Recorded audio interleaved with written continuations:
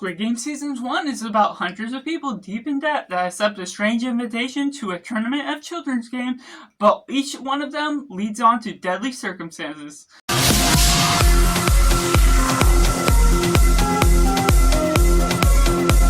Hello and welcome to Cinema, where we focus on the film. I'm Josh, this is Simply Cinema, and let me know down in the comments below what you thought of Squid Game Season 1 as we lead up to the Season 3, just now out. Let me know all your thoughts, and be respectful of other comments in the comments below. And taking it right in a positive, this is my first time watching it leading up to Season 3, and the way they build up the sets, designs, everything is immersive in the scale they bring about. The directing is fantastic, the cinematography is on point, the way they settle in all of these characters as a whole. Even though I don't formally know the language of Korean, you're able to still follow along with the subtitles that are easily to get into the groove of what all is going on. You're following this one poor man that's deep in debt, having to pay off different circumstances, trying to win these horse races, that is going through all the betting game, him and his friend, that leads him onto an invitation, having to fight for certain things that go about.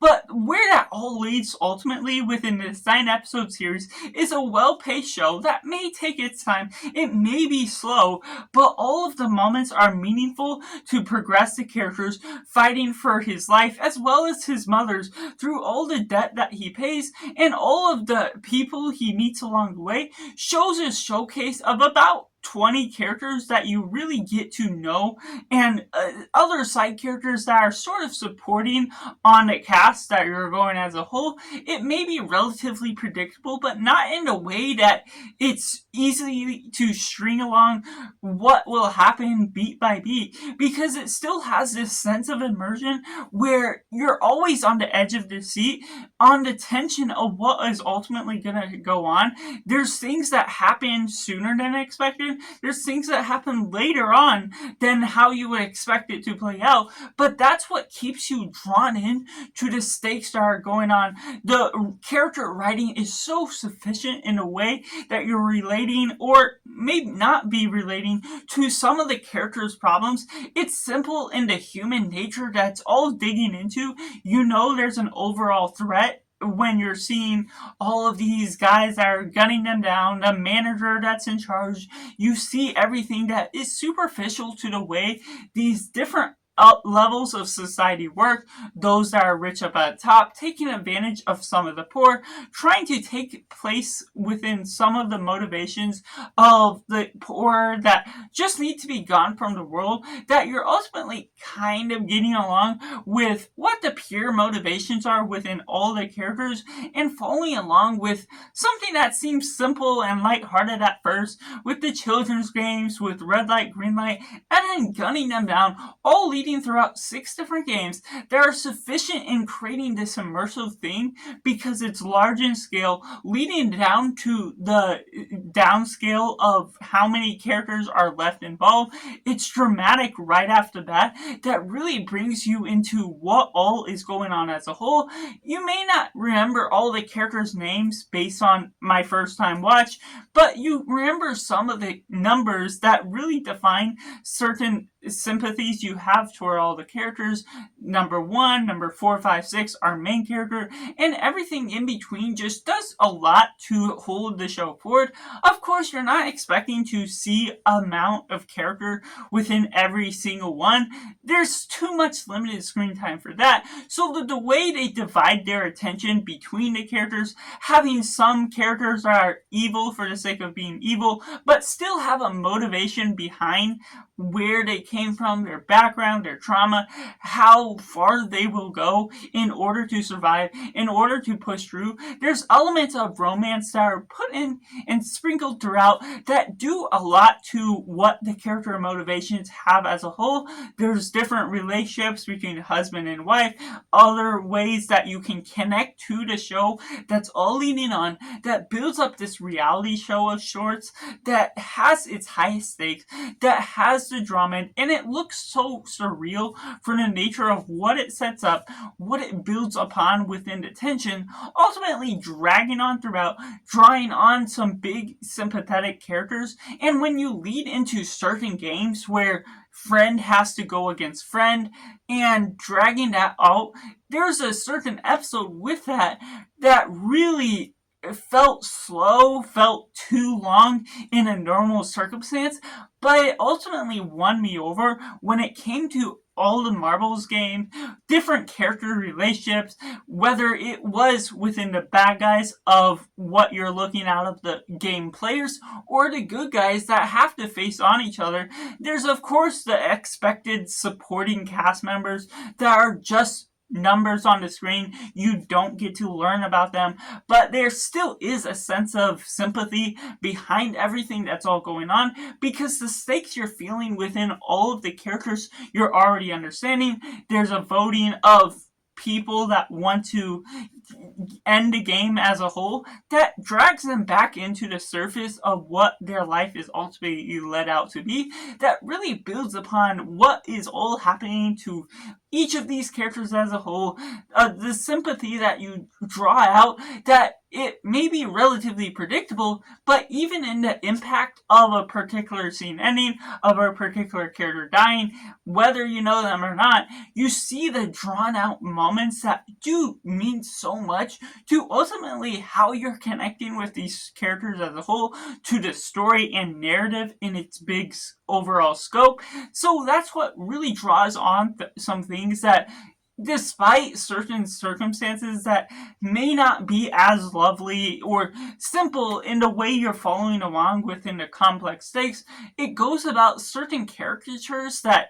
follows certain characters, may be simple in some sense of not necessarily dissecting certain characters deeply, but still being able to be captivated by that, and you're getting this detective police story along the way that still draws in a lot of heart, a lot of sympathy for certain twists that come along with that sort of thing. And the way that this one police guy has to go undercover, sneak into certain things, not knowing when he'll get discovered, how things will affect the game as a whole, which all draws out to something that's so big and immersive to the show as a whole. This different movements to the set designs and different rooms that is all encapsulating this big drama that still has its fun, it has its entertainment, the way you're drawing out that, but when it leads on to the big dramatic things, it has a good balance of what it's all tackling, has a proper feel to knowing what it needs to feel like in order to be drawn out, but still doing all of that downtime with a purposeful manner that really makes this show something greater by the scheme that it's all setting up. And what I still love about it is the Korean culture surpasses my American understanding of what goes on there, the children's game. You're starting with red light, green light, which is familiar for me, and you're going into all these other games leading on from that I don't necessarily get as much, but it's easy to understand even without them explaining the games in layman's terms in a way that makes me feel dumb. It's complicated in a sense that you're getting the level of stakes that are involved, the idea of how to play the game, without it mansplaining everything, doing certain things to a level that you just feel less sufficient to how it's progressing to the audience. So it does everything right for what it's explaining along the way and how it's diving into the characters' lives for the motivations that you're getting, whether it's for the money, whether it's not, and the lives that you see when they go back home or whether they don't, how that all goes about as a whole makes you understand why certain things make character motivations that lead on to different circumstances, especially as the game progresses, people changing sides, people that are neutral, people that are for and against, just ultimately makes it a complex show that's still simple to follow and well meaningful by the emotional gravitas that holds, which takes me into the mix elements, to which there's some ons here and there, whether you like or dislike the show. there's certain stakes that could be progressed a little bit quicker, certain ideas that could do a lot better in the way it's unfolding the story as a whole. There's certainly a different culture bias by the way that this is Korean, and so there's different ideas within guilt versus shame versus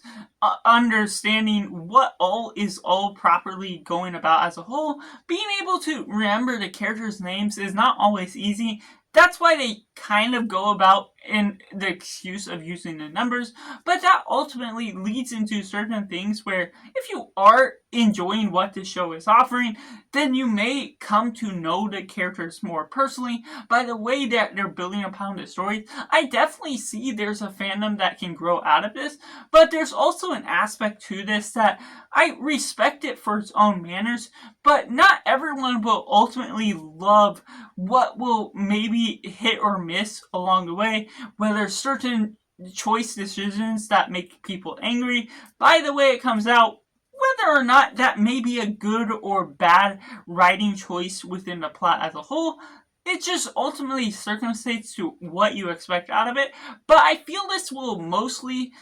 land on the higher end for people that want to get into this and understand what I'm talking about in the positives. The positives will ultimately reflect on if this is really the ultimate type of show for you. And taking it into the negatives, this is a show that feels like it should have been contained within one season. The way the emotions and everything was brought about makes it feel more contained and circumstated. Obviously, there's motivations to progress the story within the end of the Squid Games, other things where you're left with things you're aware of how they'll want to create more to this show, create a season 2, and ultimately end with a season 3. You understand where the show can progress forward from here, but ultimately it still feels like it contains its emotions well within this one plot, within this one story, despite the Squid Games knowing that they're still going to be on based on the cliffhanger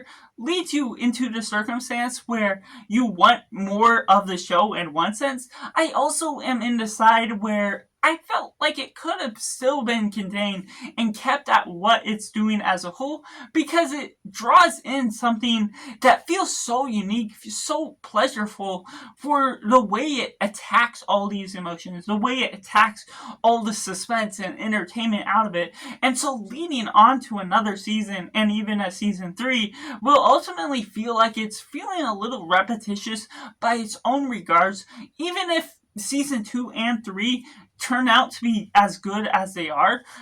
It's still something that I ultimately wish was contained within the way that this show ended as a whole. The open-endedness of this just left it with something that, while it closes out its chapter well, the cliffhanger and leading on to knowing that there's another set of games to follow about could feel a way that will be redundant at the end of the day. So that's just my personal thoughts on Squid Game Season 1, and I'll be leading on to my reviews for Season 2 and Season 3 just as well. Make sure to like this video if you enjoy it, subscribe if you haven't already to join in film culture community where we talk about the love of cinema as a whole. Let me know down in the comments below what your thoughts, and if we should have ended this show just as it is, or if we are very welcoming to where the show is heading. And that's just all, and make sure to do yourself a favor and go watch a movie.